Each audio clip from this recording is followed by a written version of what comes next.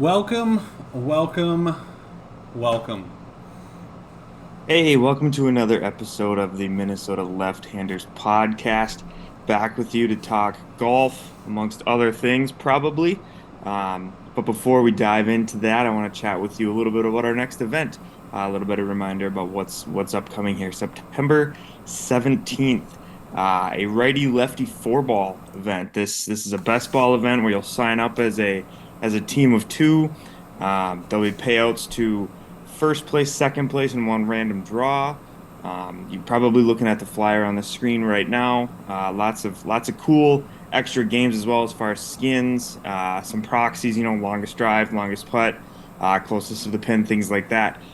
So definitely check that out. You can find information out about that on our social medias. We are just about everywhere: Facebook, Twitter, Instagram, TikTok. You can also get to us at Minnesota Left-Handers at gmail.com. Great way to get connected. Uh, Here today, again, with my consistent co-host, Brett Relander, and I'll let him introduce our extra guest with us today. You guys, we got one of the greatest sports mind podcaster, YouTuber, YouTube sensation, utility sports, their own, Austin. How are you doing, my friend? That's great. It's great to be a part of a growing channel here in Minnesota Left-Handers. Fully endorse it myself here. I think this is a great channel, a lot of great direction. They have a lot of phenomenal content on multiple platforms, which is obviously awesome for us as viewers to be able to, soak it all in. I've watched a couple of their TikToks. Great stuff here. Happy to be a part of the podcast. And like I had prefaced in the last video we had made, the last podcast, I'm a guy that covers a lot of sports, but golf isn't, really in my bag. I'm going to be honest, that's a little outside of my realm. So it's always fun to get some new insight, new information, and learn from these guys, so I can further, well round myself in the world of golf. So the big question that I wanted to prompt you with, and obviously these guys had no idea that I'm going to be asking this. They didn't, prep anything, so it's all going to be on the fly. Surprise, surprise. Well, what I'm going to prompt you with, and I kind of want a collective list, either between, you both putting your heads together or two separate lists. Right now, in your opinion, who are the top 10 golfers in the world ranked 1 through 10? Ooh. Oh, Nate, settle down. I'm getting excited. I love it. Let's go. I got Let's a get lot. some I got a lot of energy. lot of Yeah. opinions. Brett, do you want to go first? Do you want No, me to not go? at all. I feed off of your energy, man. I love it. Let's go. All right, so it's interesting you brought this up because I was just reading about Cam Smith. We know that this is kind of the hot topic at the moment. Cam Smith, lots of rumors. Is he going to live? Is he not? He has said, "I'm here for the FedEx Cup playoffs," which is a PGA Tour sanctioned playoff event. He is not. He said if anyone's going to say anything about me going to live, it's going to come from me. And right now, I'm here for the FedEx Cup playoffs. So for now, he is a PGA Tour guy. But in a post about that today on social media, one of the comments was, "Golf has become a bore now," because as you look at the last maybe three tournaments of the year leading up to the FedEx Cup playoffs, Tony Finau won two of them, and then a guy named Tom Kim, a 20-year-old who admittedly he's having a fantastic month, a lot of success, but a 20-year-old named Tom Kim, who a lot of people, not a household name, right? And Tony Finau sort of is, but he's on the fringes. I mean, at the 3M here in Blaine, Minnesota, and then off at the Rocket Mortgage, a lot of the names that were on that leaderboard were not big names. They weren't, multiple major winners. They weren't these things, and that is sort of, I think, what led to that comment. And now what we're sort of up against is the idea that you know some of these big names, these names that we know, they're getting old. They're sort of kind of moving over the hill a little bit, and that's where the conversation of live versus the PGA Tour for me comes in. Some of the biggest names to go to live, for example, Dustin Johnson, who I mean, he won the COVID Masters, the one that was played in the fall, typically an event that's played in April. Um, and so in 2020 he won that event. But then you've got Bryson DeChambeau, who's got one major. You have Patrick Reed, who's got one major. You have Brooks Koepka, who got hot for 2 years and won a bunch of majors. I think he's got four. But he's on record as saying, "I never practiced. I don't." It's like he only gets up for the big events, so he doesn't have a long pedigree of lots of great golf, lots of wins. And then you've got Sergio Garcia, who famously battled Tiger once and then sort of had a decent career. I mean, it's fine. I mean, he's 40 something and definitely kind of on the back end of his career. Lee Westwood never won a major, but well liked for a lot of years on tour. Phil Mickelson, who I don't know if you follow golf much at all in the last 2 years, you've heard his name a lot with I don't know, something's up there that I think that we don't know a lot about. I mean, he's got some gambling issues. He might be trying to leverage some of that money to pay off some of those debts or something, because there's just a lot of behind the scenes stuff that we don't know there. Ian Poulter, definitely an over the hill guy. And the comment that, again, going back to this comment that said golf is a bore now, it's because we have to move on from those names.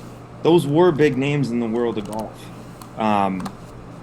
They're just not anymore. They're just older guys. And so, to make a long answer even longer, I guess now I'll get to your question about top 10 players in the world. It's neck and neck between Scotty Scheffler and Cameron Smith, and they're ranked 1-2 for sure. They're absolutely ranked 1-2, and that's where it should be. If Cam stays with the PGA Tour, it will be it will be a Player of the Year conversation. Who is the Player of the Year? If he goes to Live Golf, I mean, the award goes to Scotty Scheffler. But they both have a bunch of wins and a major this year, so definitely a race between those two. I don't think I'm going to list anybody at Live Golf right now. I don't know. I mean, Brett, you've heard some of those names I just listed who have gone over to Live. I don't think any of them really stand out as great players at the moment. Sam Burns is having a great year. That's a name that you should definitely get to know soon. Well, and just to give you these couple of guys here, Oosthuizen, Fleetwood, Koepka, Lowry, those guys all went over to the Live, right? Right, and has Shane Lowry gone over there? I guess I'm not positive if he has or not, but he's another name that sounds like a Live name. Those guys are like 20. I got the list up here for the viewers on our stream here, but yeah, those guys are all in the 20s range. Cracking the top 25. Dustin Johnson, Live, right? Live. Probably him and Justin Thomas, JT and DJ. I get those guys mixed up all the time, but yeah, Dustin Johnson, he's cracking the top 20. Other than that, it looks like most of these guys. Victor Hovland, he's still PGA, right? Yeah. So top 10 are all PGA guys. Let's jump in right there. I'm gonna go. My order is gonna be this: best players in the world right now, and we'll see how many guys this is. But these are the names that stick out to me. It's got to be Scheffler. It's got to be Cam Smith, and then it's got to be Justin Thomas. It's got to be Rory McIlroy. It's got to be Victor Hovland. It's got to be Colin Morikawa. That name's 6? I think I got 6 there. Yep. Sam Burns is right there. And then after that, Patrick Cantlay maybe. He's definitely not having the year that he had last year, but he's probably number 8, maybe number 9, kind of right in that range. And then do you happen to have, Brett, the OWGR up, the official World Golf Rankings? Yep. So per the PGA Tour OWGR, we got Scheffler 1, Cameron Smith 2, the Golden Child, PGA Golden Child, McIlroy number 3. You got Cantlay, Scheffler, Rahm, Justin Thomas, Morikawa, Hovland, Fitzpatrick, top 10. So I mean, you named a lot of those guys. Burns sitting at 11 right outside. Finau's really making a climb up with his last few wins there. Yes, and so to answer Austin's question,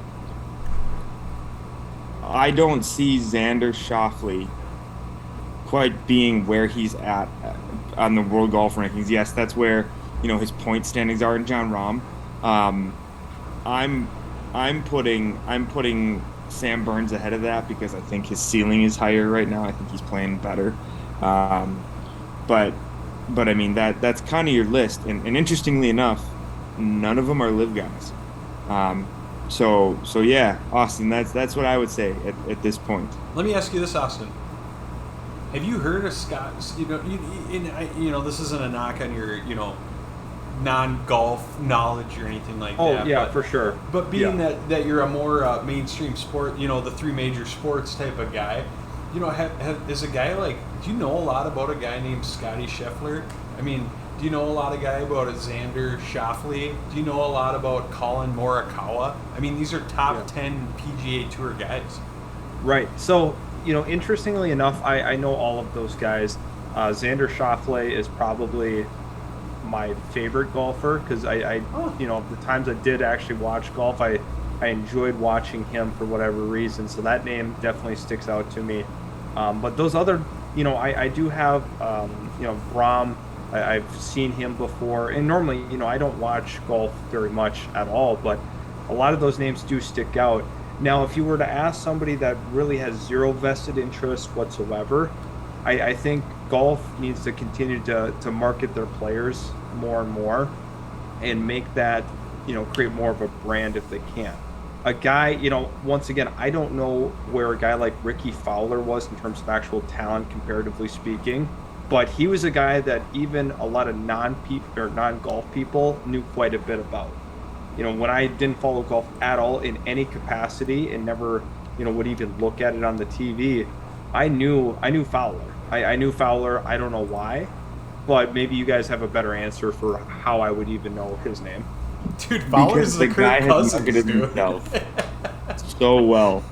Brett and I went to the Friday round of the 3M Open when it was in Blaine, 3 weeks ago now, and we watched a bunch of guys tee off. The driving range and the putting green are right next to the first tee, so they're over there, doing their warm up, and Ricky Fowler undoubtedly had the biggest crowd and got the loudest cheers when he teed off, and when he got to the first tee and teed off. And I'm not certain where he was on the leaderboard at the time, but I want to say he was like 6 or 7 shots back. Like, it wasn't like, oh, he's going to win, he's got a chance to win. We're following some, hotly contested match right here, because it wasn't. But the guy has just marketed himself so well that, a guy like yourself who doesn't follow golf as closely knows who he is. And it's all about what he's done off the course to make a name for himself. And and to your point there, like, I even knew that he was sponsored by Puma at that time. So that, I don't know why that just stuck with me. It must have been a brilliant marketing tactic, by him and his agent and his team. So a lot of credit to him. And if more golfers could kind of take that route of whatever he was doing, that was a little special. I mean, there's no way, with how little I had followed it, a couple years ago, that I should have even known his name. But yeah, that's the beauty in it.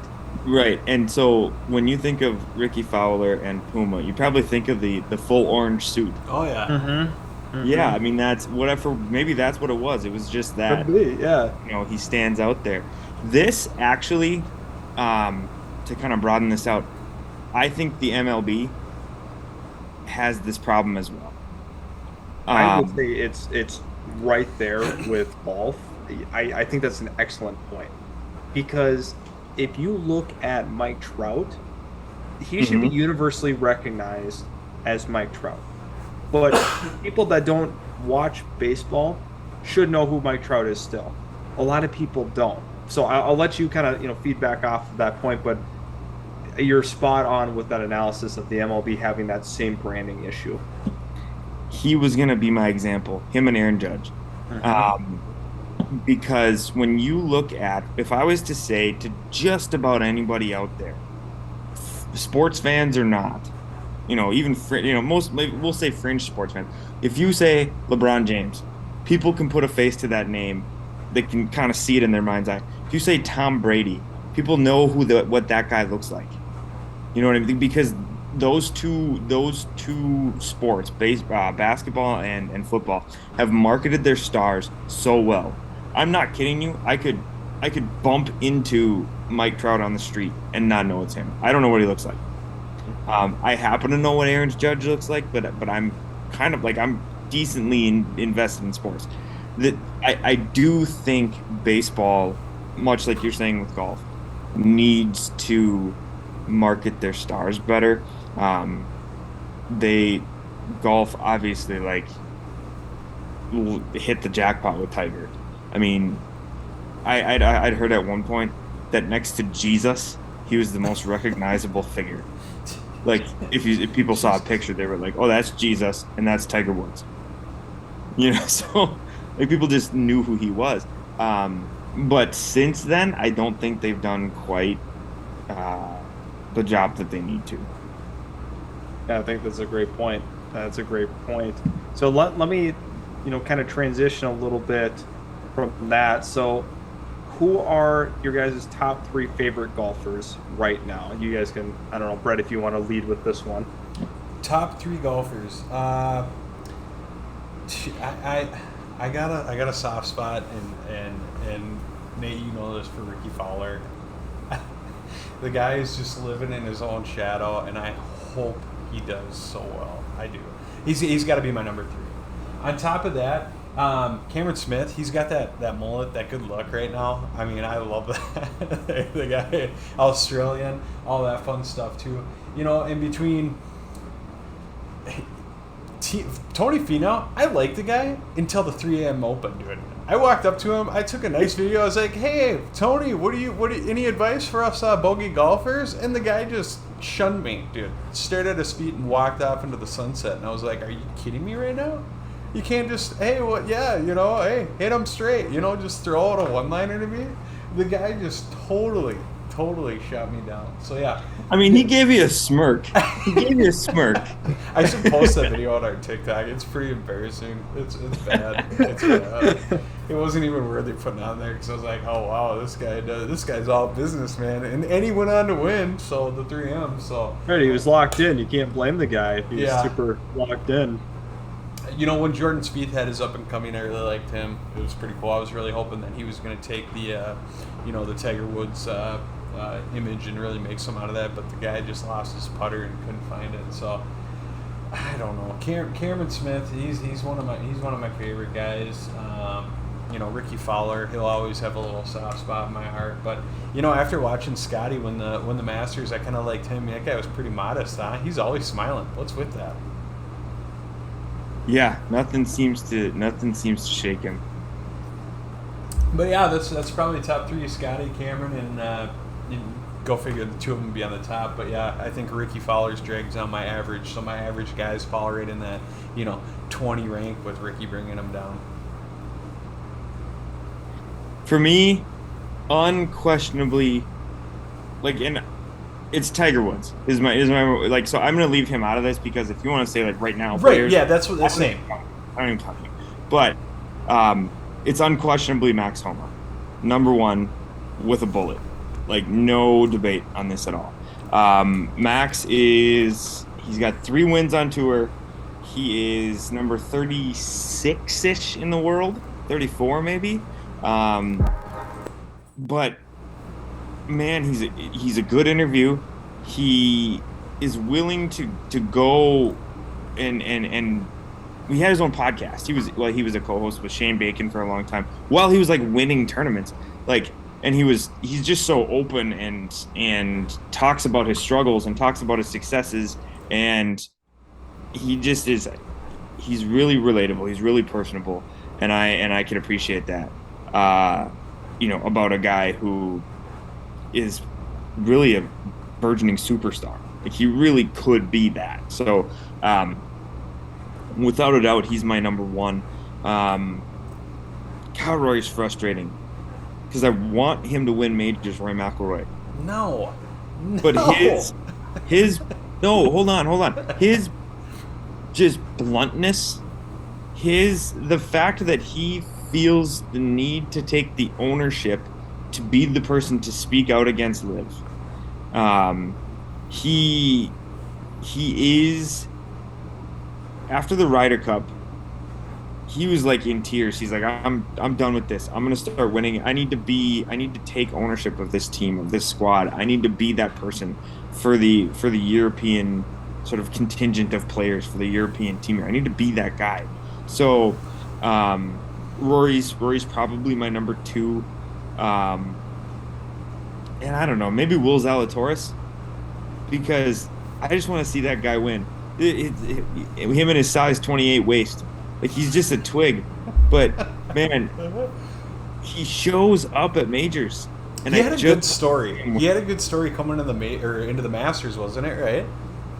Yeah. Yeah, and then the PGA Championship, I couldn't pull it. I think he ended up in a playoff with Justin Thomas. Justin Thomas ends up winning. But, man, Will Zalatoris just shows up for majors. Plus, when he talks, he sounds like Owen Wilson. So that's kind of cool. Wow. Wow. So, yeah. Right, wow.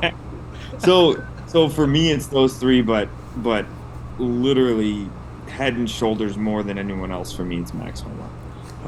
Just because of who he is as a person. So. And was that a pun on Head and Shoulders and that hairdo he's got, or was that just? No. Nope. That was. I was just trying to set him apart. I thought you were going for a reference to that hairdo, man. He'd be right up there with what was the linebacker from the Steelers that did the Head and Shoulders, Austin? Or Polamalu. Yeah, no, he doesn't quite have that, but. That's right where I went. That was good. Those are my three favorite, and if I had to put my three least favorite. Yes. Let's jump into that. Let's have both of you do your least favorite. Yes. And let's get fiery. Let's get passionate about this, because we're always more passionate about the teams that we hate than the teams we like. So. Well, okay. Can I go first? Because I don't want you to like have any dictation on my stuff, because you're the all-knowing golf god. You know what I mean? So me. Far from it, but okay. And guys, we'll have to take a break here in probably another 8 minutes here too. But we'll jump into this really quick. We'll run through this one really quick. We'll take an 8-minute break here in about 8 minutes. But dude, first, Sergio Garcia, guy's a dick. Everyone you talk to, no one likes the guy. Okay. Another one, Jason Day, not a fan. Also, didn't he have his run-ins with Tiger? I'm pretty sure I'm taking these opinions from Tiger. That's a bold take. I want to hear more about your Jason Day. Because I just don't see. I don't see it. You're gonna have to make this case. It's in number one, Tony Finau, for what you did to me at the 3M, Tony. I'll never forget that. Okay. I was like a 12-year-old boy waiting there with my camera, hoping you'd say something cool. And I hope you're watching this, buddy, because it hurt. It hurt. I'll never forget that. So yours are spiteful and petty. Okay. So you got, run through them again: Sergio, Jason Day, and Tony Finau. Yeah. Okay. I got a little ahead of myself. Before you spoke, I said Patrick Reed, which, I mean, you got all the cheating situations that he's had with, did you fluff your ball, did you take a drop that you shouldn't have, all the stuff that he's had. This is a guy who went to Augusta State. He played golf for Augusta State. The Masters, the one major that he's won, is in Augusta, Georgia, the same city. And can I point out the Chris Collinsworth quote? Here's a guy. Yeah, which is here's a guy. Here's a guy. I love it. the reception for him as he won in the city where he went to college, and they may have won a national title, may have even like they were good, could not have been more tepid. The reception he got was so weak because nobody likes him. Nobody likes him, and you could put me in that category. Um, so that's one. Bryson, the scientific genius. Seriously, put your compass away, DeChambeau. Nobody cares. I don't Dude, care he about. made it so far. And you're working out, and you're bad swing, and you think that everyone's out to get you, and this fake Brooks Koepka, Bryson DeChambeau feud that was out there that's just so childish. Like, just in your stupid hat. Like, I'm not a fan. I'm just not a fan of Bryson DeChambeau. And then I think where you and I align, Sergio. Sergio, he just We just got Tiger Woods back, wanted man. to like Sergio, but he just whines and complains at every turn. It's always somebody else's fault. It's always some, outside factor. He never just looks in the mirror. And then just before Liv started, there's a clip out there of him, some audio. A hot mic caught him yelling back at a tour official as he was not getting a ruling that he wanted or something, and you could hear him just kind of yell back across the fairway, "I cannot wait to get away from this tour." Like, so we knew at that point that he was defecting to Liv, right? This was probably May, April, before Liv sort of released their first field. It was kind of the first indication. Okay, so Sergio's going, but he's just always whining and complaining about something. So Patrick Reed for sure, Bryson DeChambeau second, and Sergio third. Yeah, that's the most fired up I've seen Nate through the two podcasts here. Very, very passionate there about the guys he does not like, which is good. That's what we need. Lots of reasons. Lots of reasons why. Yeah, I can't wait to get more into golf and then start developing some love-hate relationships here. Give us one name, Austin. One name that I hate? Hate's a strong word. Let's say dislike. Strongly dislike. Just take I don't know. Like, I think Bryson was starting to get there for me a little bit. Bryson DeChambeau, I just, some of the antics, like you had mentioned with the whole Koepka thing, this fake tough guy mentality. I'm not about that. I'm not really a fan of that whole deal. So that's probably the one I don't like. Once again, haven't watched enough to really give you a true answer on that, but from what I have seen and the antics there, it's Bryson. All right, Yeah. boys. But hey, Okay. before we get into the next thing here, Austin, let's take a quick break. We'll give it just a minute or two here. We'll cut to the cut screen here. We'll come back, and we got some more great golf talk coming up here. Do it.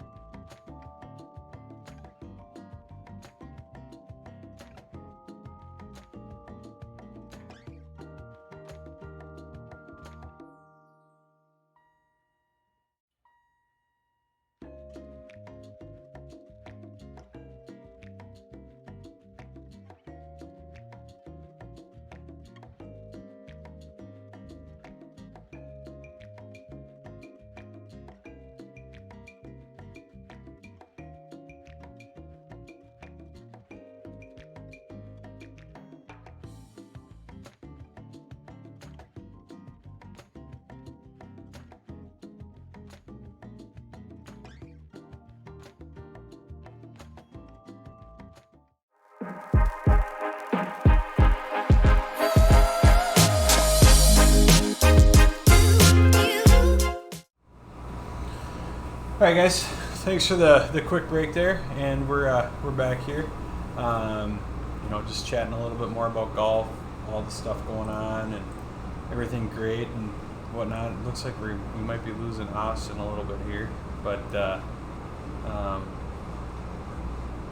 what do you got going on there? Is Austin good in your screen there, Nate?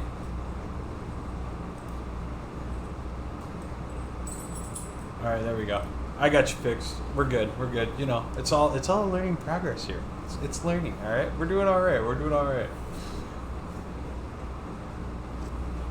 So what else you got for us, Austin?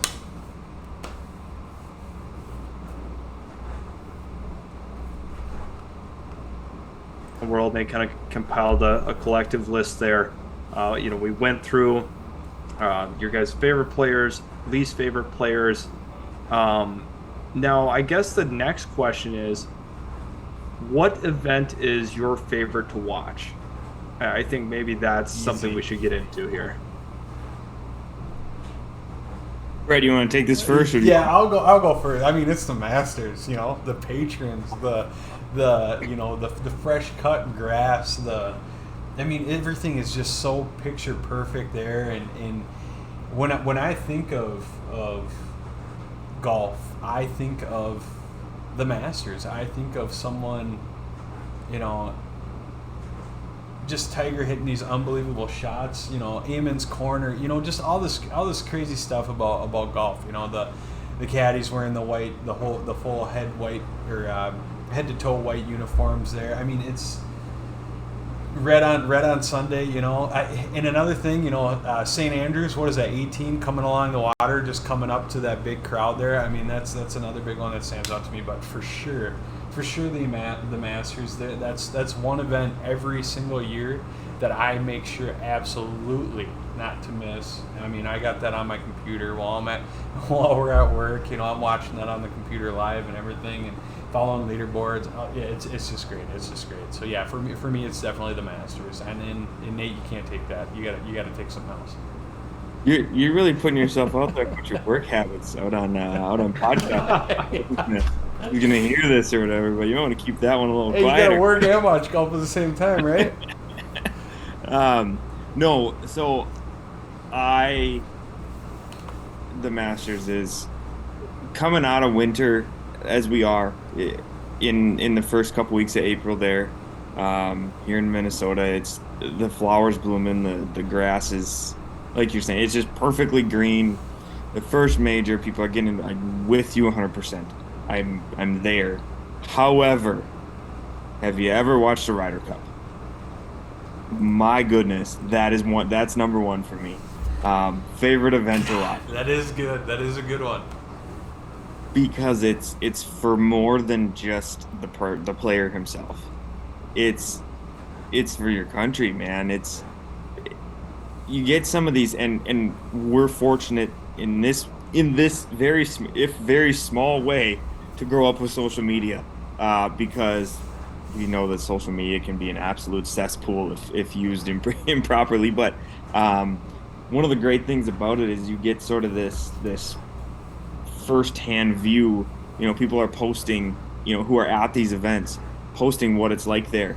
And as the sun's coming up, having thousands of people crowded around the first tee box chanting USA, USA, for the first group going off at 7 a.m. I mean, it's so cool. It's the best. And in that competitive field, in that way, we're in the golden age of golf. I mean, we were in the golden age of golf. It sounds like the Ryder Cup committees and teams are going to look a lot different with guys who have defected to live, but it was hotly contested for the last couple because the teams were so good with names like Rory, on the European side, with Justin Thomas on the American side, and the competition was so good. It was so much fun. So for me, it's the Ryder Cup. Yeah, that's great. It's good to have a little variation on the answers. I thought that it was going to be the Masters here, but it's good. Ryder Cup comes in here for number one for Nate. It's definitely interesting to see the two different perspectives here. Right now, let's kind of talk about we'll jump into Live once again. We had talked about that on our last podcast. We talked about the sustainability and what the future of golf can look like with it. But let me kind of reprompt the longevity part, because I think that's a key aspect here. In our last podcast, we had alluded to the longevity of these other pop-up leagues, such as the AAF, the XFL, the USFL, Canadian football. On that side of it, in basketball terms, you got the NBL, you have the Spanish league, a lot of other different kind of leagues overseas that do well, however doesn't draw that audience. And something that I kind of picked up from just listening to you guys talk about Live and the current active guys that will be joining Live, it doesn't sound like necessarily, now we are unsure of Cam Smith and where he's going, but I think he's a huge pendulum swinger here, because if he joins on, that's obviously a humongous deal with where he sits at the rankings. Obviously, is a pretty popular player at this juncture. But can the PGA Tour, can they save it? Can they save it by keeping Cam Smith, or do you think it's inevitable that Liv really pushes them as the top golf tour in the world? I think the last thing you said there is the more likely result, that Liv is going to push the PGA Tour as the best tour in the world. And when you talk about legacy, for me, it's going to come down to, can they still play in the majors? And that remains to be seen at this point. There's some pretty good rumblings that the Masters is going to say no, you can't. But the Open Championship is going to say yes, you can. And hey, just to touch on that too, that's another thing too. Just for the people that don't know, the majors are owned by what, 4 different groups? Yeah, we should maybe talk about that. So the PGA Tour was really created by Arnold Palmer, and Jack Nicklaus. Yep. And Tiger has done a ton to build that up. This is a I don't even know a corporation. The PGA Tour is run by the players themselves. They're the stakeholders here, which is why this lawsuit is interesting, because what's happening is these former PGA Tour players who are suing the tour to try to get back and play the PGA or the FedEx Cup playoffs, they're essentially suing their buddies. So it's kind of a tricky, tightrope to walk here. It's a tough line. But anyway, the majors, each is run by an organization that's not the PGA Tour, and that's something that I think has been lost as all of this has unfolded. The Masters is literally run by the Masters, by the members, by the board, by the people at that event, at that club. The club puts that on. And then chronologically, then you have the PGA Championship. This is run by the PGA of America, which is a different organization than the PGA Tour. The PGA of America includes your club pros. So when you walk into whatever course is in your town and you have a head pro, that head pro is a member of the PGA of America. But he's kind of at the club pro level. He or she's at the club pro level. You might buy a lesson from them. They've gone to, certain schools or they have certain schooling. They have certain, degrees that allow them to be where they are. But these guys fold a lot more polos than they do, play golf. It's just kind of the way that, their life took them. But they have the opportunity to qualify for the PGA Championship because it is run by the PGA of America. Then you have the U.S. Open, which is run by the USGA, the United States Golf Association, which also hosts all of the amateur tournaments as well. And then the last one is the Open Championship, which is run by the Royal and Ancient Club, the R&A, which is European focused, and they would host all of the Europe or all of the amateur stuff that happens over in Europe as well. And so none of it is hosted by the PGA Tour. And so that's where it gets tricky. And that's where I've said a couple times here, legacy is going to depend on the majors, because what it boils down to is a player's greatness, much like in other sports, is boiled down to how many majors they've won. It would be the same as saying, well, Kobe Bryant wasn't as good as Michael Jordan because Kobe had 5 championships and Michael Jordan had 6. It comes down to how many majors do you have? How many championships did you have? So if they decide to continue to allow the live players to play, live's here to stay. So when we talk about longevity, live's here to stay. As long as the majors allow it, live's here to stay, because the PGA Tour simply cannot pay out as much as the live tour has been able to on a tournament by tournament purse. So there's no reason for me to stay with the PGA Tour if you're thinking financially. Now, the other thing that you have to consider is, let's say I'm sponsored by St. Jude or any number of other sponsors who also sponsor a tournament. Like right now we've got the FedEx St. Jude Championship. Well, they're doing a ton of charity work, like a ton of it, community build up and a ton of charity work. Is that same thing happening with Live?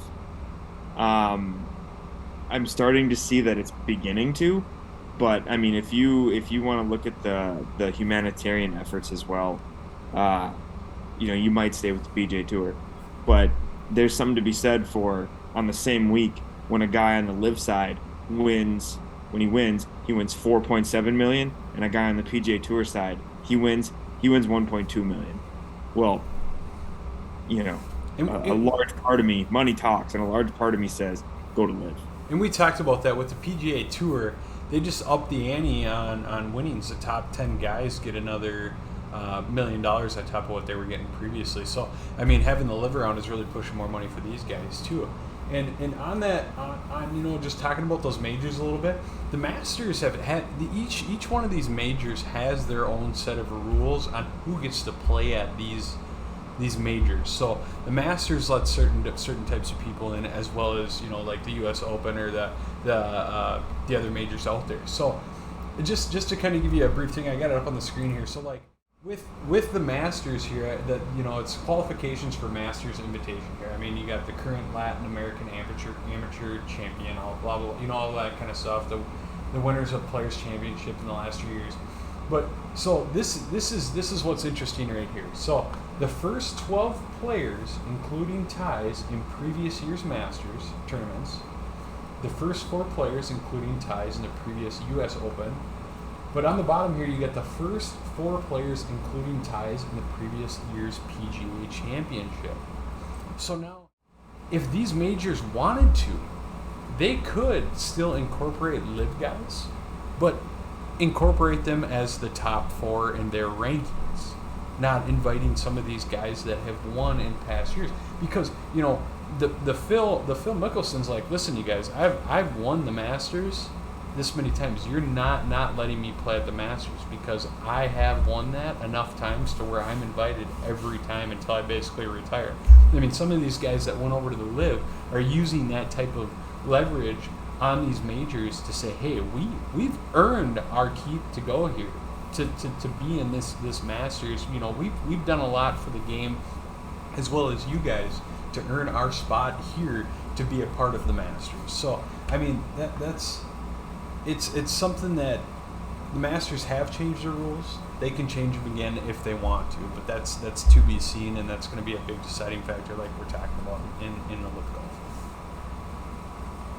Yeah, absolutely. That is a factor. They're going to leverage their exemption status for sure, and it will be interesting to see which organizations, which majors change their rules and which ones don't. I find it interesting that the Open Championship is already said. This is what used to be called the British Open, but we don't call it that anymore. We call it the Open Championship now because we're more pinkies up or something. Yeah, right. But the Open Championship has said they're going to allow these guys. And it speaks a little bit to what we talked about in a previous conversation about how that seems to be more of a globally focused league because Cam Smith is Australian.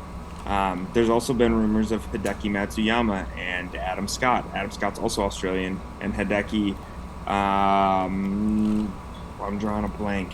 I want to say Japan. I want to say it's from Japan. But it's a more globally focused thing, and so your one major that is held outside of the United States, interestingly enough, is the one that has said we're going to keep these live guys up. So it'll be interesting to see kind of how that league morphs and how it changes over time. Yeah, absolutely. I think that's a great point. And, something that I'm not really able to grasp right now, but maybe you guys can, phrase it or put it in a picture that's, a little easier for me to understand is the legacy part of leaving the PGA Tour to go to live. So if one of you guys want to jump in, explain why that is so detrimental to one's reputation and image by making that jump. I personally think the only... How many times I watched the John Deere Classic? I mean, not very many times, okay? How many times am I watching the majors? If these guys are still going to the majors are what make these players legendary.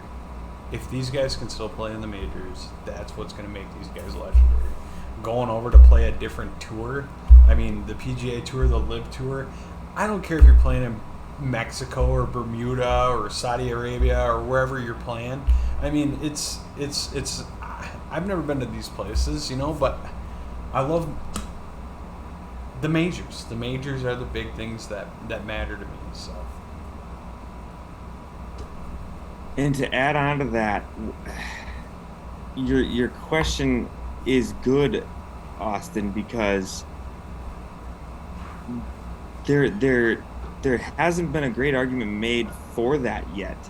Brett kind of echoed what I said earlier about the majors, but I think if the money for LIV were not coming from Saudi Arabia, there would be a different perspective.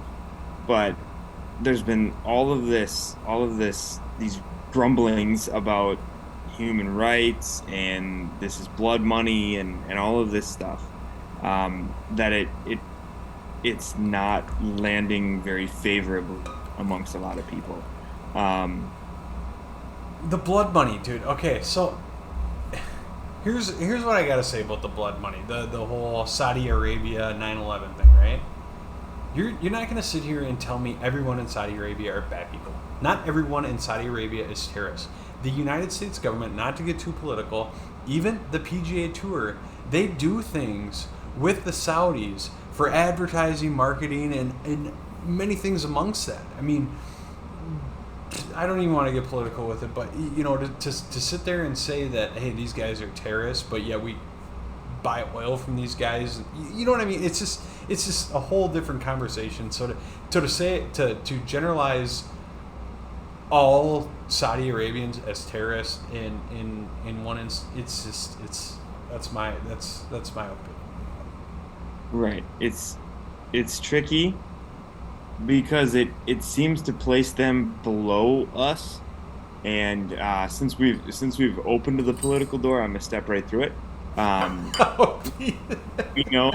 We know that as a nation, the Supreme Court just ruled and overturned Roe v. Wade, right? So we have one side of that screaming, abortion is healthcare. We have another side of that screaming, you just want to kill babies. So and both sides would argue that it's a major human rights issue on whatever perspective you choose. So are we on some sort of human rights moral high ground here? And so we can't go there. We should stay with the PGA Tour for our human rights stances. Like, no, It's just a scapegoat.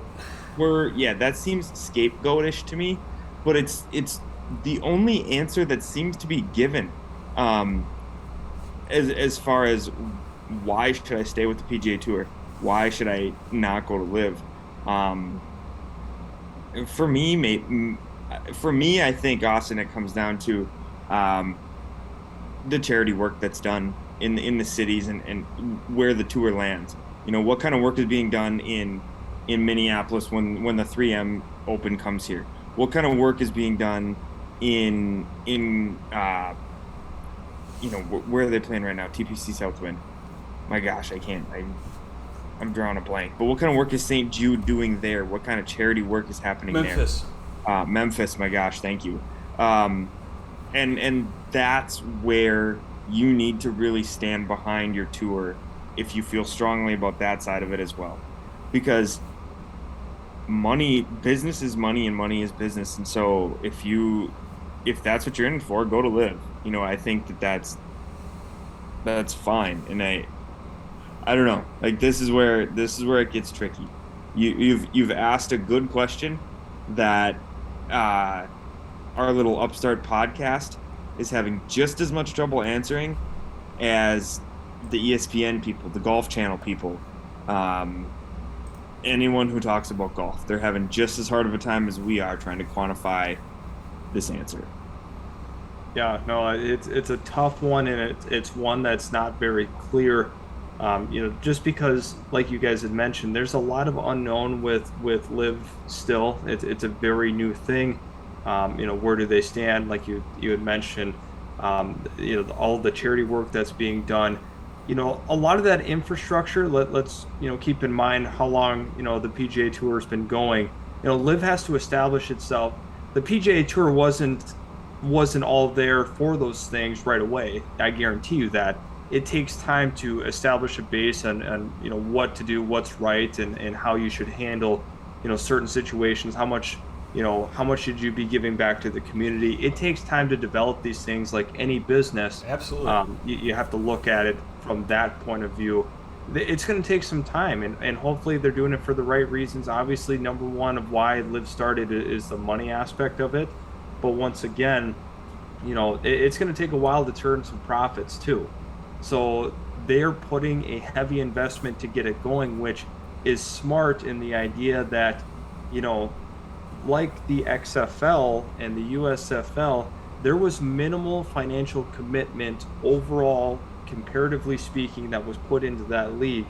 And that's why these leagues are failing, is because they didn't have enough financial backup to get them off the ground.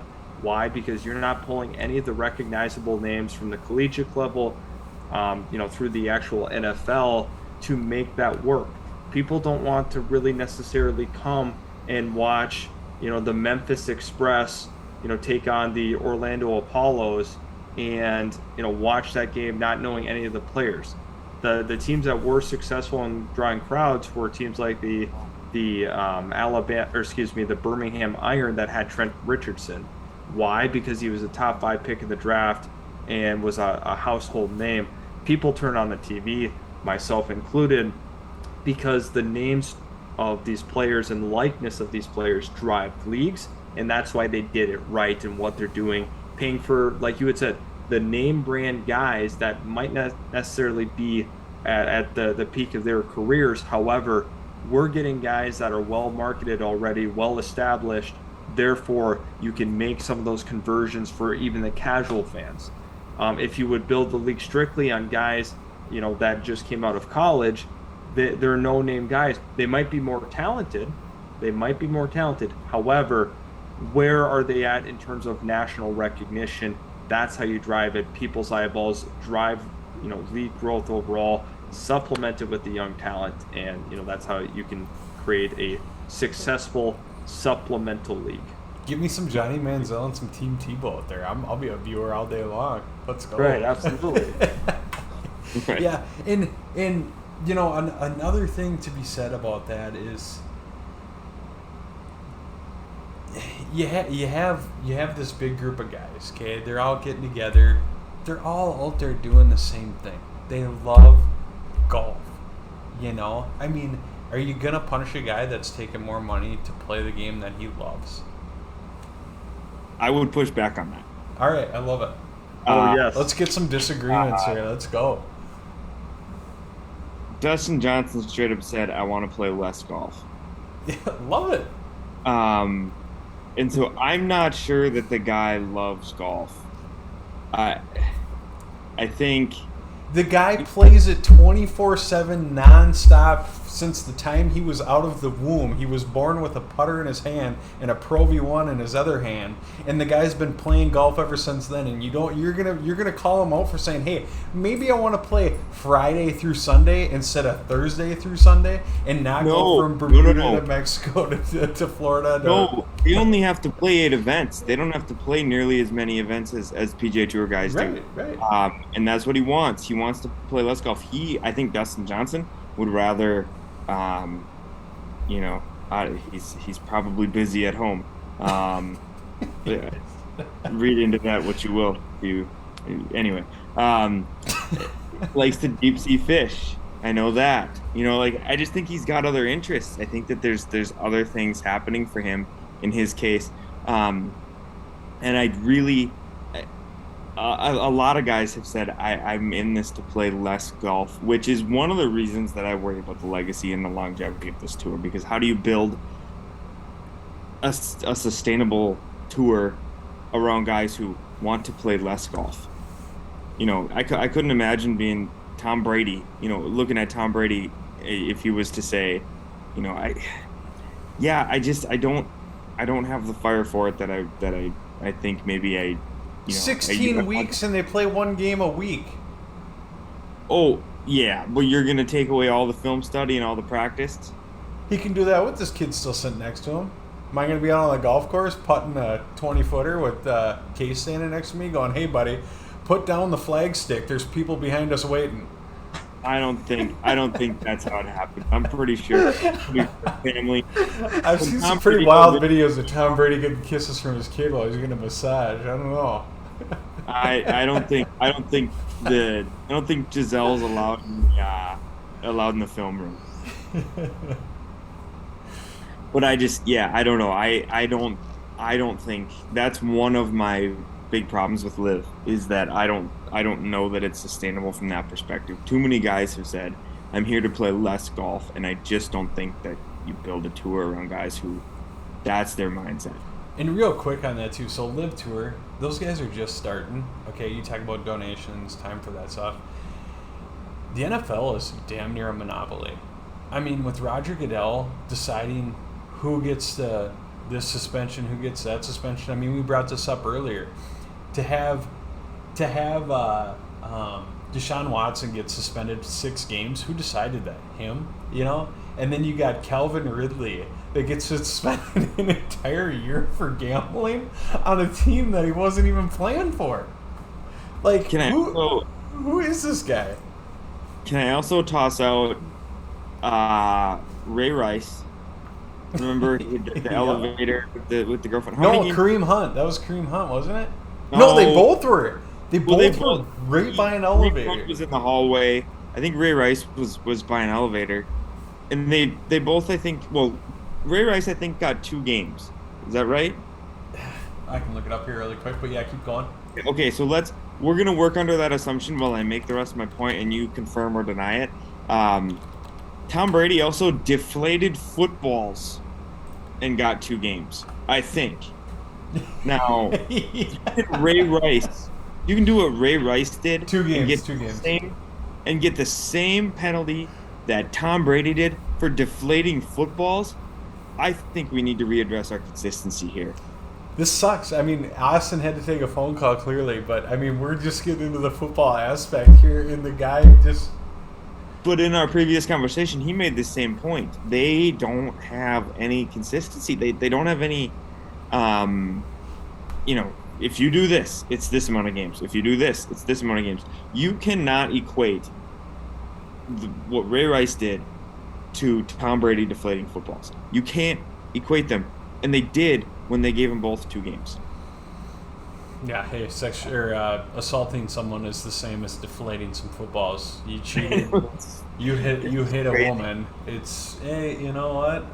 Deflating a football. You know, like, what the hell is going on here? But that's that monopoly aspect that I'm talking about. You got a dictatorship, Roger Goodell. I mean, the guy gets booed at every draft, and then now you get the PGA Tour trying to, black eye the Live Tour for trying to create your own thing. If the Live Tour signs a big TV contract and they really start taking off, Cameron Smith, the number 2 golfer in the world, leaves to go over there, there's going to be some big changes that are going to happen. So, And what I think will be interesting is how the official World Golf Rankings, the OWGR, is going to handle this, because what they say and what they do is going to matter.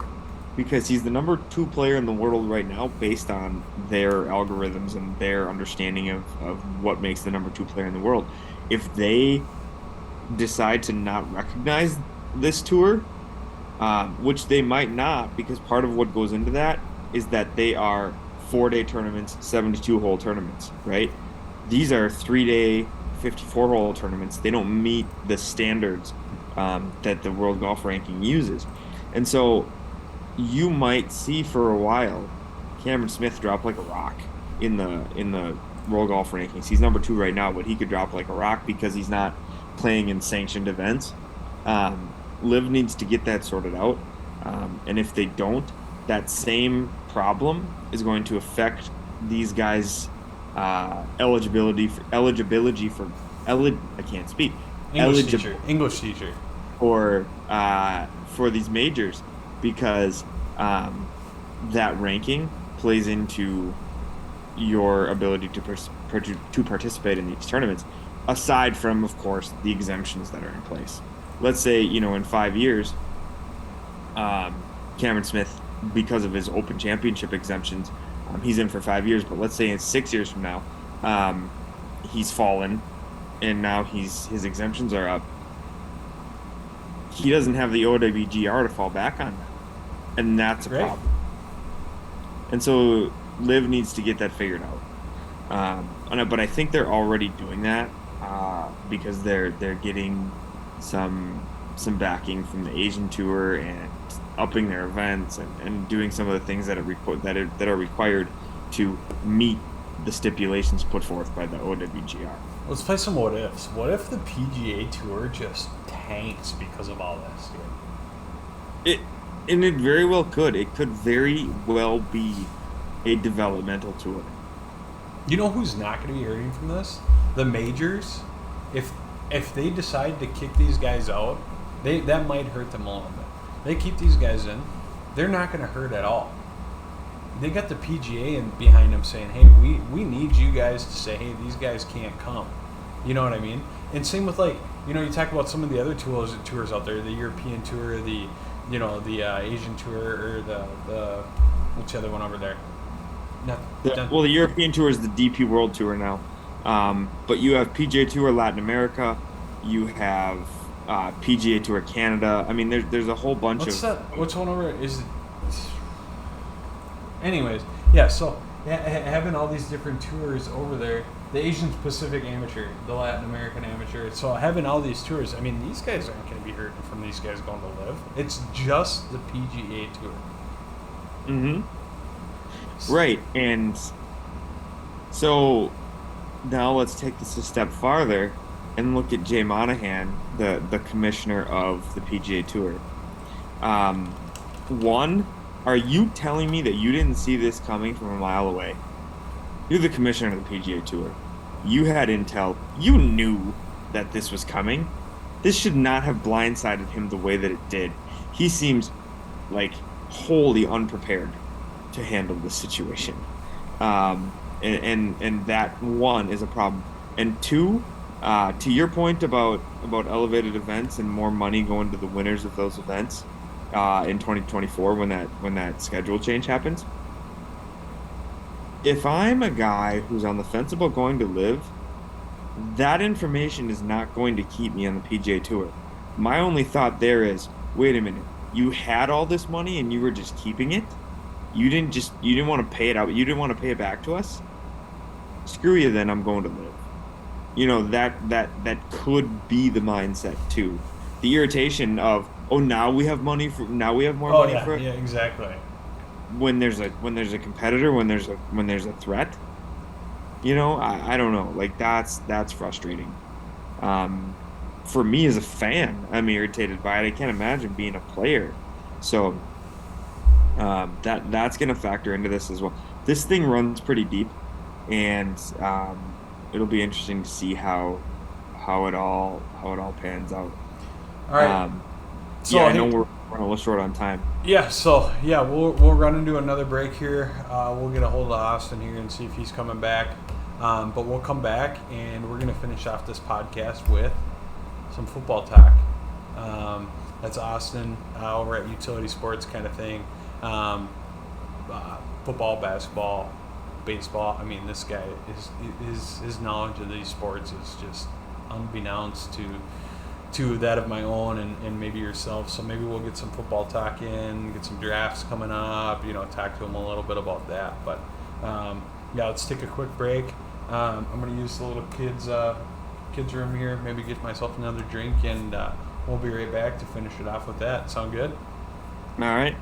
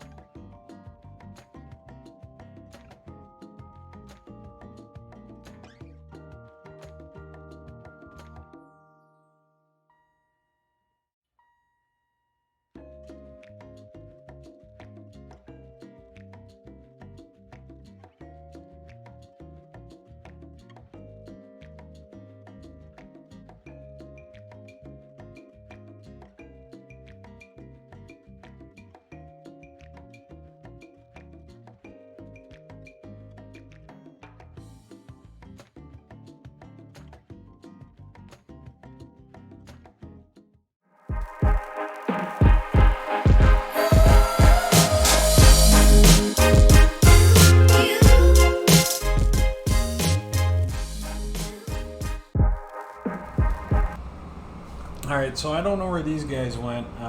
Still waiting for them to get back to me here.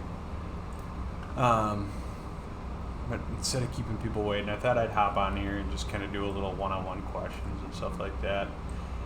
Talk a little bit about this stuff. So I mean, it's just nothing but drama right now with this Live Tour, the PGA, and everyone having their opinions on all sorts of different stuff here. So, everyone's just kind of like, what the hell is going on? So there's this guy named Greg Norman who basically had his hand in the PGA for the longest time, right? So Greg Norman branched off and started his own thing, and called it Live Golf with the Saudis back and everything, and their pockets being so deep, being able to really have endless amounts of money to sign these guys. So he basically branched off and started this tournament to make a competitor to the PGA Tour, and the PGA Tour basically said, hey, hold on a second here, you can't do this, and that's where all this drama and all this stuff is really starting to come from. So I mean, that's really what started this all, is just the Saudis and Greg teaming up and paying these guys to get out of here. So Austin, thanks for getting back with us here. We lost Nate. Nate had some stuff that he had to attend to. It's getting late here in Minnesota. I mean, it's almost midnight. I don't mind though. I'm here. I got my cup. I got my drinks. I got my ultras. I'm having a good night. It's just like us hanging out, doing our thing here, anyways. So. Yeah. Still, Brady's a loser. We're working on getting Ryan in here. Did you hear that from him? Oh yeah, Brett's a loser. No, Ryan, come on, man.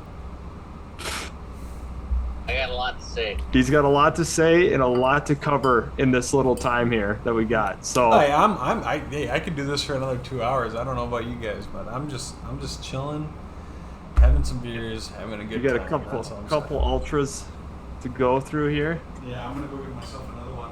I got six in the can here. Hey, good. Are they cold yet, I'm Brett? 6 to 8 beers. That's about all I got in me. So. Oh, the infamous pour there. Oh, you almost missed the cup completely, dude. Oh. Thanks for leaving me behind tomorrow. He said, thanks for leaving me behind tomorrow. What's going on tomorrow? All by myself. Oh, all by myself. This guy.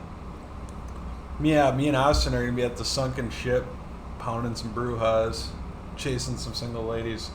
Dude, I got a wedding to go to tomorrow. You want to come with me? Be the +1? Sure. Where's it at? Sauk Rapids. Austin's into black women. Oh, okay.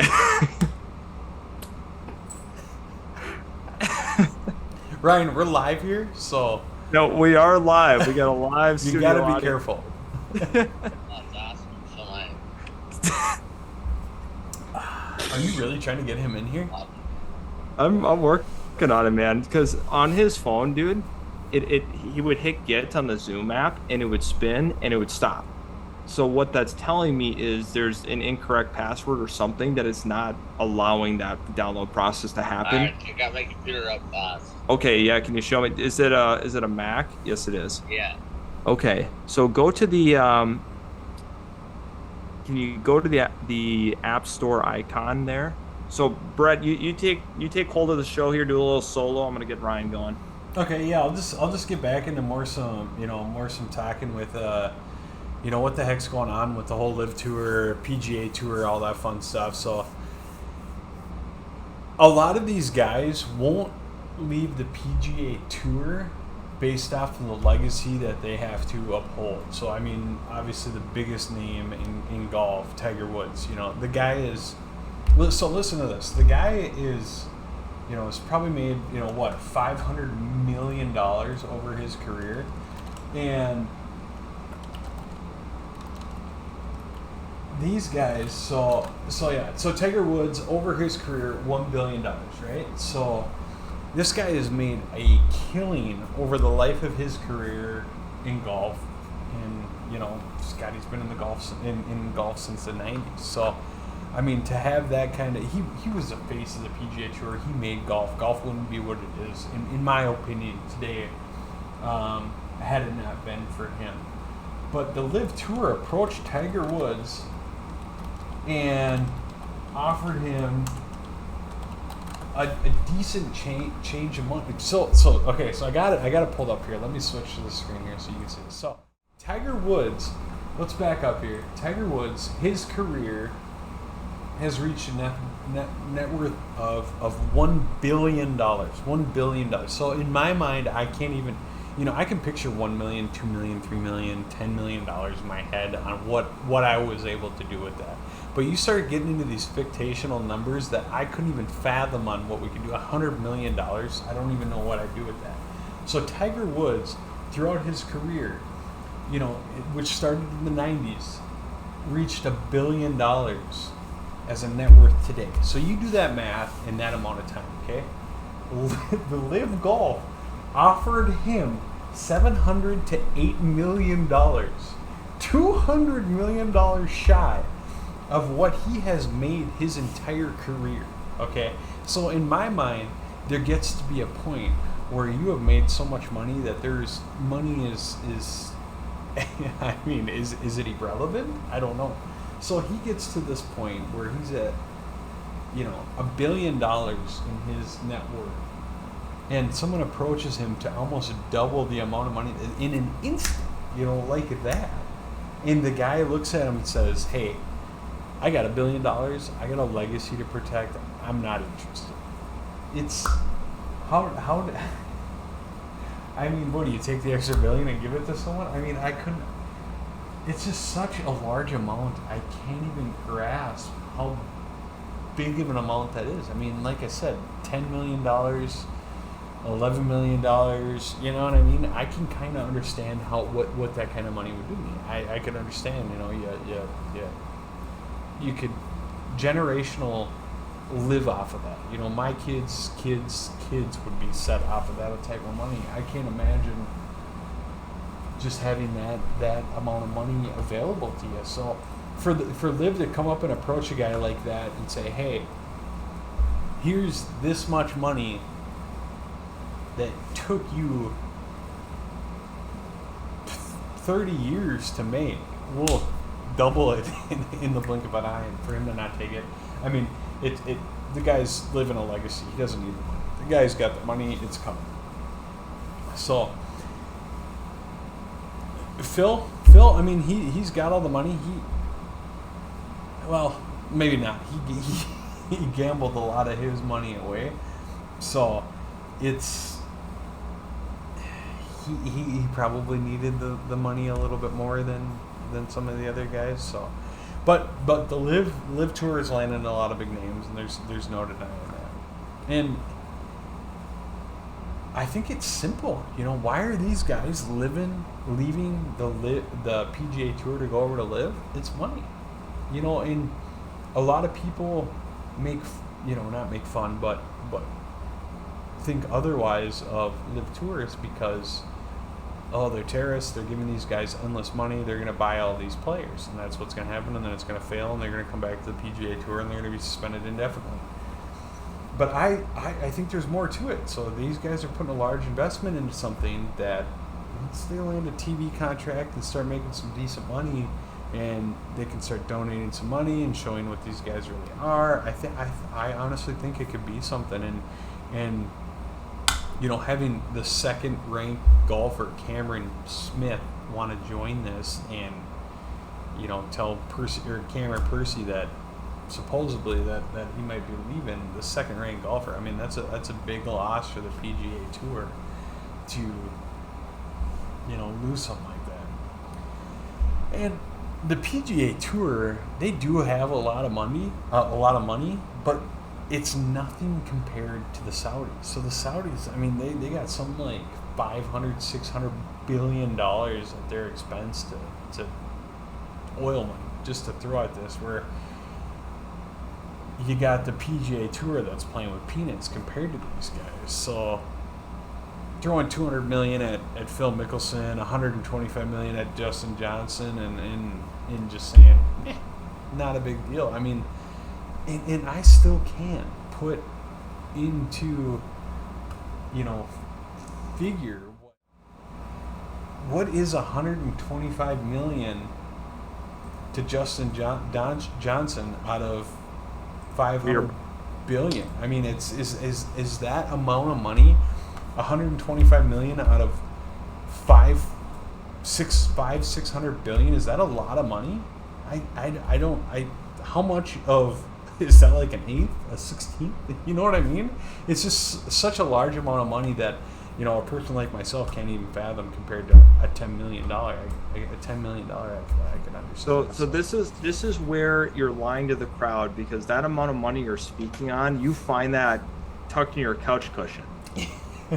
Like, you find that, you're like, oh, I didn't even realize that. This is my apartment we're living in right now. I mean, there's very much going on here right now. It's 700 square feet right now while we're building the house here. So I'm not living the dream over here anyway. Not right now. You're ahead of most people. You got a curved monitor, so that takes your level here. That is good. That is rich. I love it. Yep. So yeah, let's talk. I think that was great discussion on the golf side of it. Nate obviously brings a lot on that end. Very passionate about that. So to bring you back into this, when you cut out there, we were talking about the monopoly that the NFL has created. Okay. Now, and I'm gonna throw one thing out here, and I'm gonna challenge your football mind here, and I know you're gonna nail this. Okay. Yeah. How many games did Ray Rice get suspended for the incident at the elevator? How many games did he actually get suspended? I want to say it was 12 games. Less? Oh yeah, way less. There's no way it was like 4, was it? You're still high. What? Was it 2? It was 2 games. Wow, that was kind of a blur. Man, what year did he get suspended? Okay, I got it up here. You take a look. 2014. Ray Rice suspended 2 games. Latest details and reactions. 2014. I would have been a freshman in high school then. So let me ask you this.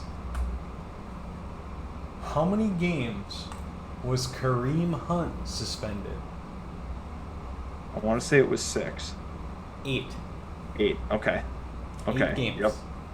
Both of these events took place, surprisingly enough, at an elevator, right? Yep. Now, I'm going to throw a curveball at you. How many games was Tom Brady suspended for deflating a football? Was that 4 games? 2. 2 games. 2 games for that one. Okay. So, you deflate a football, you hit a woman. It's 2 games, okay? Those are equivalent to this. That's our parameter here. Yep, same thing. This is what happens. This is what happens when you have a monopoly and one guy controlling all the decisions made within an organization. Roger Goodell gets booed at every draft because of this reason. Right, and that's part of the problem. Now let's talk about Deshaun Watson, because the initial games was 6, right?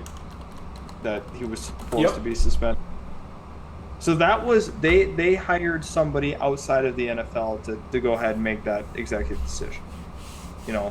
So much information was given to said person, they came up with 6. The NFL, I think this is a ploy by the NFL. I think that was all by design to have that person start low, and then the NFL comes and says, no, it should be a year. So A, why did you hire that person if you're just going to overrule the decision that they made? And B, is this all a PR move in the idea that, oh, we are more harsh than said, prosecutor, whatever you want to call that person. I don't know what the official title was on that. Prosecutor wasn't the right word for it. But anyway, the idea that I think this is a PR move by them to say, we are strict. We want to take care of business here. So, and I apologize. Tom Brady served 4 games deflating a football, which even worsens the case that you deflate a football and you cheat in one game and you get a 4 but you're over here beating a woman, dragging her into an elevator, and you get 2 to 8 games. The idea of, there's no baseline of anything, none of it matters, because the whole case by case basis, but the cases never align from historic data. It's always like it's just a new weird. Yeah, we've never done this before. Of course you guys have. It's the NFL. Every year something like this happens. But then we talk about Calvin Ridley, like you had alluded to. I was just going to bring that up. Yep. Boom, a year for betting on his own team. That he wasn't even playing for at the time. He was injured. It's just the NFL has some major problems. That's what happens when you create a monopoly and let one person control it. Jay Monahan. I mean, you got one person controlling the PGA Tour, and you're trying to get this other. Just can we all just be friends? Woosah. Yeah. Bad boys, baby. Woosah. Right. Yeah, dude. It's crazy. These leagues are so money driven that they're, for Ray Rice, he really should have honestly been booted from the league. Period. But it was easy for the NFL because he naturally flamed out, because he was at the point in his career where he was on the downside. He was a running back approaching 30. And this is the thing that's crazy to me, Kareem Hunt ends up getting another chance. The reason being, he just came off a 1,000-yard season with Kansas City and Cleveland. Not long after this whole incident happens, Kansas City was trying to do right, cut him, but Cleveland had no problem with picking him up. And they had no issue doing it because they didn't care, because it was just a talent grab. Hey, diddle diddle, Ray Rice up the middle. Dude, I have not thought about that in so long. Have you ever watched Steve Porter stuff? Does that name ever ring a bell to you? Steve Porter. Yes, it does. Steve Porter. I want you to. I'll talk to the audience a little bit while you dive into it. DJ Steve Porter on YouTube. He's got a lot of mix and mashes up of the early 2010s. A lot of sport remixes. It's a lot of fun. I binge watched the whole series he's put together. It used to be on ESPN. Phenomenal stuff that you'll find on there. But yes, DJ Steve Porter, great guy to watch. His content's phenomenal. It's too bad he stopped making this kind of stuff, because he was putting together all these mashups of all these sporting events in different press conferences. All started with Allen Iverson's. Are we talking about practice? And that was a big thing for so long. But anyway, kind of, we got a little sidetracked there. But the NFL itself has got a major issue. I mean, think about Josh Gordon. That dude has basically been suspended his entire career. For smoking pot. Right. So his whole career has been shot because of that. So he'd show up high to a game because he said he could play better. I mean, right, John yeah. Daly's drinking beers. It's just. Yeah, I know you're a big NFL sport guy here. You don't want to have these tough conversations. Can we talk about Case Keenum? The guy's a stud. The guy's great. Where did he go? Let's hop on Case Keenum. Why? My child is named after this man because of the 2012 Minnesota Miracle. Your wife know that? Does your wife she know was there. You want to know what's funny? Is I was outside my house, basically crying weeping in my own tears, and my wife came up the stairs running. It's happening! It's happening! They just won! So I didn't even get to see the event live, dude, because I went outside and I was so pissed off. I was looking at the sky, weeping in my own tears, and my wife came out screaming. That's the big question. Is this hyperbole, or were you actually crying? Let's get to there was tears in my eyes. There might have been 09. I relived 09. Have to wipe it away with the sleeve. The first time I ever cried, and I don't. What year were you born? 1990. 99. 99? Yeah. Oh my god. I remember 98, dude. That's the first time I cried ever. Greg Anderson, Mr. Reliable, doesn't miss. Yep. Field goal. Yep. I mean, he was the Justin Tucker of his day. And do you remember Right. the face that Justin Tucker made when he missed that field goal? Yeah. Yeah. That was the face that I was making as I was crying myself to sleep that night. Oh my god! It's amazing the generation gap we got here between us all of a sudden. It is Think crazy. about that. Yeah. I mean, you Because- look like a respectable, older gentleman. Yeah, because when I told you at work how old I was, you're like, there ain't no way. There ain't no way. But my first memory came 10 years after, not first memory, but first time I really got upset at a sporting event was that NFC Championship in 09. That was because I was basically at that age you were during the 98 year, because we're 10 years difference. Mm-hmm. So, bump that a decade. Also, that was my first one, was that 09 championship against the New Orleans Saints. Are you over it yet? Because I'm still not. No, AP, I'm coming for you, buddy. I mean, you cannot drop a ball 6 times and expect to win it. This isn't about Brad Childress burning that wrong timeout or Brett Favre, the greatest quarterback to ever play the game, thrown across his body. Okay, the Saints, they cheated. Number one, they cheated. It's a fact. They cheated. They cheated. That was brought against them. Sean Payton, he was suspended an entire year. I mean, it is a fact. Hitting high-low on a quarterback, and these refs not calling that. I mean, even if, thank God we didn't make it to the next round. Had we had to play the Colts in the Super Bowl, He was so beat up. They would dude, have Brett lost. Favre, They would- did you see the picture of his ankle after the fact? Oh, yeah. There's no way. I want to bring up. I do want to bring up and see your thoughts on it, or see if you've heard this. But did you hear what the Colts players were telling the media, like, afterwards, after the Super Bowl? He said that they said that the Colts would have definitely gotten run over by the Vikings if they had advanced. We would have smoked those guys, dude. It wouldn't even been a contest. We smoked the Saints. AP Dude. doesn't put the ball on the ground that many times.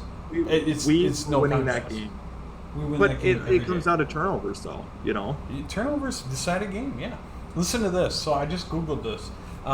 We got our depth chart from 2009. The Vikings, okay? Can I try to guess some of these? Yes, Can I try to- absolutely. And just so the viewers Remember, know, I was only like Austin I was only- cannot see what's on the screen right now. He's not looking at it. Right. Okay, so now here's the problem. Like, I was 10 years old when this happened, so this is going to be rusty. But quarterback room went the following: Brett Favre at quarterback, backup quarterback. Do we have the full depth chart, right? Yep. Okay. Was our backup quarterback Sage Rosenfels that year? He was number 2. He was number 2. Number 3 was it Brooks Bollinger? Or no, I'm sorry.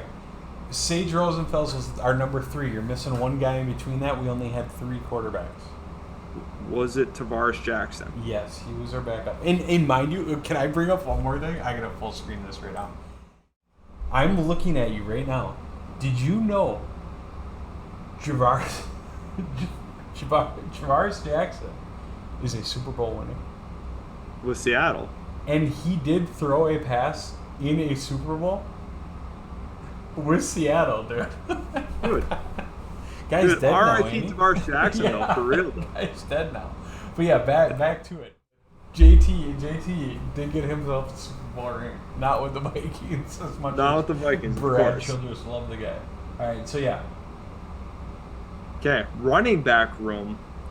Ooh, this is gonna be Went- tough. Oh, it I went only know one of AP. these guys, dude. There's 4 of them. I only know one. Oh, it went AP, Chester Taylor. Nope. Gone. He was gone at that point. Or he might not have joined us yet. Either gone or... He would have been gone at that point. Dude, you're not going to know these names. Oh man, like I was young. I don't remember who was kind of the spellbacks. of this Albert era. Young, Ian Johnson, and James Johnson. None of those Oh. guys ring a bell. But go through our tight ends. Our tight ends depth Right. chart is Hold awesome. on 1 second. I gotta take this call. Just hold on 1 second. So you got a decent depth chart here. I mean, obviously everyone knows the right defensive end, Jared Allen, Mr. Lasso, and back up to him, was the guy that eventually filled his shoes, Brian Robinson. He was the guy that set the hook. So yeah, just the best celebrations between the two best defensive ends. And Brian Robinson had a really successful career after Jared Allen here. We kept him around for a long time. At this point, too, the Vikings had one of the best run defensive behind the Williams brothers, and most people can name those guys, but we had the Williams brothers. We had Pat Williams and Kevin Williams. Pat Williams was big. This guy was huge. I mean, listen to this defense. I mean, everyone should know this defense. Ray Edwards, Pat Williams, Kevin Williams, Jared Allen, Chad Greenway, E.J. Henderson, who also had a brother. Okay, I'm back. Aaron Henderson that played for us. That was just, dude, our defense. This has to be the best defense I've ever seen. This defense was elite. This defense was elite. So going back to our running back conversation, so can you restate who they all were again in 09? So Yeah, Chester dude. Taylor. So, Listen. Albert Young, I kind of remember that name. Ian Johnson and James Johnson. Don't remember either of those guys. I don't remember any of those guys, so I don't Tight feel end, bad though? that I couldn't. I love our tight end. So, lineup. wide receiver, this is where the rubber hits the road a little bit. Because you had Sidney Rice as the main wide receiver on that team. Another guy I recall from that receiver room, I think he was still there in 09, was Greg Camarillo on that wide receiver room. Nope. There's no way. There ain't no way Greg Camarillo wasn't there. We had the guy that suffered from headaches later on in his career. Oh, Percy, that was his rookie year. Mm-hmm. And then we had the old Detroit guy. Or no, Chicago. He come from Chicago or Detroit? Was it Devin Aroma should do? No, BB initials. What was his initials? BB. I don't know. Bernard Varian. Oh, BB. That's right. He couldn't catch a ball. Dude, he was fast, though. He Remember that was really 99-yarder he had with Gus Farad? That was epic. And this, our third stringer wide receiver, saved us in the first time you ever. God, I wish I could. Was it Greg this. Lewis? Yes, 49ers. Greg Lewis. 49ers game. Greg Lewis. I want to play this for the viewers really quick. Greg Lewis, Paul Allen call. Dude, it was so epic listening to this call here. Let me play this for the viewers here really quick. It was so awesome. That was the first time you knew he was actually on our team, was when Paul Allen yelled his name. It was insane. Receivers left and right. Favre out of the shotgun. Chester to his right. Third down. 12 seconds to go in the game. Niners lead by 4. Favre back to pass. Pumps to the left. 8 seconds left. He gets away from the pressure. Fires to the end zone. It's caught! It's Greg Lewis!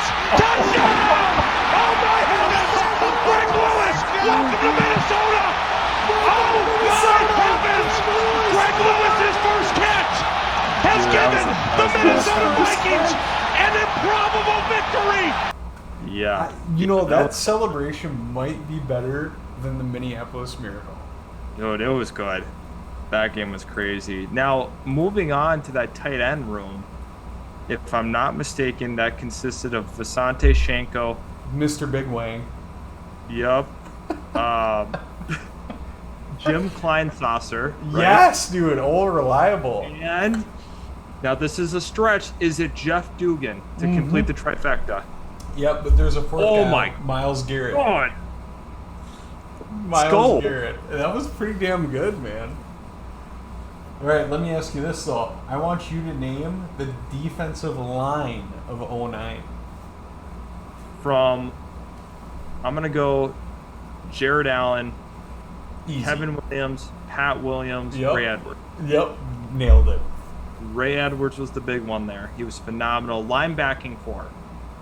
Ben dude. Lieber, Chad Yep. Greenway, and Aaron Henderson. No, I knew you were gonna mess that up. It's EJ. No, EJ. Yep, Aaron was his brother. But Aaron was on roster though, Yes, if I'm not mistaken, that year. I don't think he was, but EJ was the one that had his. EJ was the better one. He had his femur broken in half. You remember that? Yes, they do. Yep. The guy's helmet hit it, just snapped it. Now, 'Cause- even our backfield, we had a great freaking D-backs. Okay. All right. In that game, I want to say, or in that season, Antoine Winfield was corner one. I'm going to even name some of the other guys that were lesser known, but Benny Sapp, if I'm not mistaken, was a corner on that team. Yep. Cedric Griffin, Yep. Chris Cook, No, Chris Cook. no Chris Cook. Okay, so did okay on the corner room. Safety,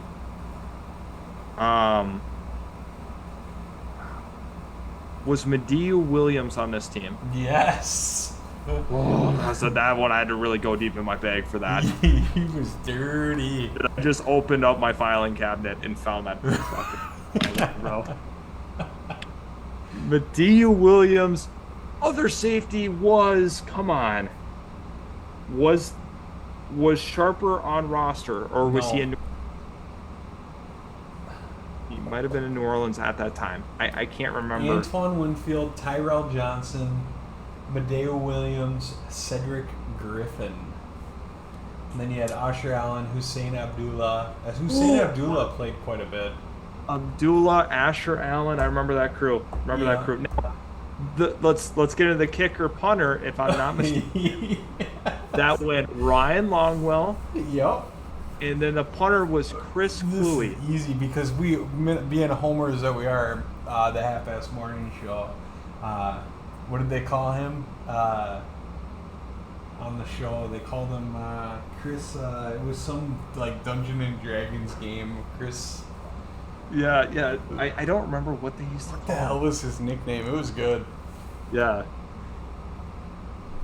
That I was gotta the. Google that. Because he used to play like Dungeon and Dragons and stuff like that. Dude, he was a weird dude, and he was in a Dude. band. You remember that? Yes. And Warcraft, Chris Warcraft, which was the online video game. That's funny. Yeah, I gotta be honest here, dude. I think I do gotta get off though. 12:20. Dude, Yeah. this was a great show. Great show today. Absolutely. I had a blast. This is fun. Like I said, I could keep on going. I'm having beers and drinking. This is fun. We're about to get into Case Keenum, and you're going to cut it short, but hey, this is good. Dude, we could dedicate a whole episode to Case Keenum, Kirk Dude, Cousins debate. I love it. Let's do it. Like, it's Let's just do a it. 20-minute video of those guys, but hell. Yep, let's plan on that, man. Yeah, absolutely. Well, hey, as always, Utility Sports, Austin over there.